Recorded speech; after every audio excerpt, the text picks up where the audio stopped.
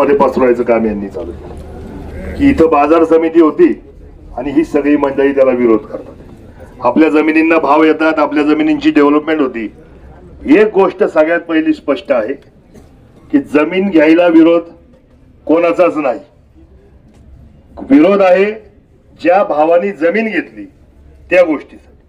निश्चित स्वरूपात हायवेच्या किंवा रस्त्याच्या कडेच्या जमिनींना भाव आहे, परंतु आतल्या जमिनींना गुंठ्यावर भाव होत नाही, तो एकरावरच होतोय. त्यामुळे पहिली गोष्ट आपल्या सगळ्या स्थानिक शेतकऱ्यांना ही आहे की हा विरोध फक्त आणि फक्त ज्या पद्धतीने ज्या जमिनीच्या भावामधल्या फरकाने आहे त्यांच्यासाठीच हा खरं तर मोर्चा आणि त्यांच्यासाठीच लढा आहे. कारण हे सगळे शेतकऱ्यांचे पैसे आणि शेतकऱ्यांचे जर पैसे असतील तर निश्चित स्वरूपात मग तुम्ही ही जमीन घेताना किमान ज्या पद्धतीने मीटिंग घेतली मग त्या मीटिंगला सगळ्या शेतकऱ्यांना किंवा इथल्या स्थानिक सगळ्या जे शेतमाल आणून घालतात त्यांना बोलवायला पाहिजे. दादा अजूनही मी तुम्हाला विनंती करतो, आज आपण मोर्चा या गोष्टीसाठी काढलाय की जाणीवपूर्वक नावं टाकून आजच्या उद्घाटनाप्रसंगी, बरोबर ना दादा, आज दिशाभूल करायचं काम बाजार समितीच्या माध्यमातून होते आणि म्हणून खर तर आजचा मोर्चा घाईने गेलेला आहे. मी तुम्हाला सांगतो की निश्चित स्वरूपात हा एकच विषय घेऊन आजच्या मोर्चाचं कारण चुकीचा संदेश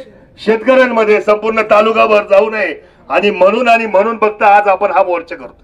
निश्चित स्वरूपात दादा विनंती तुम्हाला आहे की आपल्याला आपण जशी त्यांनी सभा घेतली तशी सगळ्या शेतकऱ्यांना बोलून एक आपली वार्षिक मीटिंग या बाजार समितीच्या नेतृत्वाखाली तुमच्या जे आपले बाजार समितीचे संचालक आहे त्यांच्या नेतृत्वाखाली आपण घेतली पाहिजे. आणि मग त्यावेळेस कळेल यांना की किती शेतकरी आहेत आणि किती शेतकरी तुमच्या विरोधात आहेत.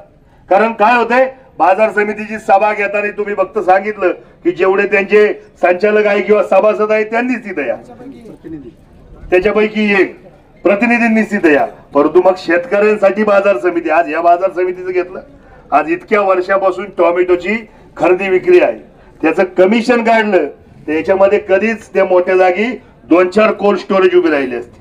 शेतकऱ्यांसाठी काही करायचं नाही, शेतकऱ्यांसाठी फक्त दाखवायचं की आम्ही हे रस्ते करतो, गाळे वाटतो.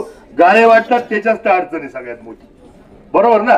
कारण गाळे वाटले म्हणजे पैसे देऊनच गाळे वाटले जातात आणि त्या माध्यमातून खर तर आजचा हा निषेध मोर्चा आपण सगळ्यांनी शॉर्ट नोटीसवर इथं आले. मी मनापासून तुमच्या सगळ्यांचा आभार व्यक्त करतो आणि दादांना किंवा माऊली शेठला किंवा आपल्या सगळ्या संचालक मंडळाला विनंती करतो की आपण निश्चित स्वरूपात शेतकऱ्याची एक सभा लावू आणि आपण निश्चित स्वरूपात एक तिथं वार्षिक सभा काय असती हे निश्चित स्वरूपात दाखवून देऊ.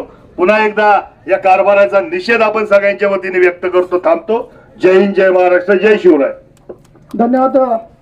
यानंतर जसं आत्ताच बाबूराव पाटील साहेबांनी जे दादा आपल्याकडे जी विनंती केलेली आहे, आम्ही शेतकऱ्यांची आम्हाला तुम्हाला कळकळीची विनंती आहे दादा की नक्कीच बाबूराव म्हटलं त्याप्रमाणे या 3 संचालकांना घेऊन आपण त्या ठिकाणी त्या सभेचं नेतृत्व करावं आणि खऱ्या अर्थाने या शेतकऱ्यांच्या अडीअडचणी जाणून घेण्यासाठी या मार्केटच्या माध्यमातून इतक्या अडीअडचणी आहेत. एक साधं उदाहरण दादा या ठिकाणी आपल्याला सांगतो की तुमच्या बाजूला उभे असणारे माऊली शेठ यांची एक ज्ञानेश्वर द्राक्ष उत्पादक संघटना आहे. गेले अनेक वर्ष आहे विरोधात काम करणाऱ्या माऊली शेठच्या नेतृत्वाखाली किंवा बाबाजी शेठ नेरकर असतील या मंडळीने दादा अनेक वर्षापूर्वी त्या ठिकाणी कोल्ड स्टोरेज उभं केलं आणि आज त्या कोल्ड स्टोरेजचं काही कोटी रुपयांची उलाढाल होते आणि इथे काही कोटी रुपये पडून असणाऱ्या बाजार समितीने साधी दादा लग्नीला जायला सुद्धा जागा नाही अशी परिस्थिती करून ठेवली आहे भ्रष्ट सभापती आणि त्यांच्या बगल बच्चांनी. मी या ठिकाणी आपल्या उपस्थित साऱ्यांच्या वतीने ऊन झालेल्या असल्या कारणाने मी आदरणीय दादांना विनंती करतो की आपण उपस्थित साऱ्यांच्या वतीने आम्हाला या ठिकाणी आपण मार्गदर्शन करावं.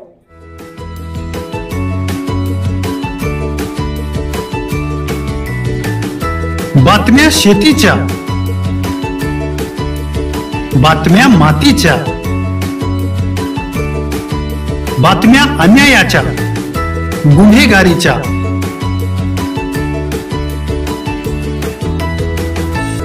राजकारणाच्या आणि समाजकारणाच्या, शोषणाविरुद्ध बुलंद आवाज, जनसामान्यांच्या हुंकाराची गाज, सत्कार्याला प्रोत्साहन, दुष्कृत्याला अनुशासन,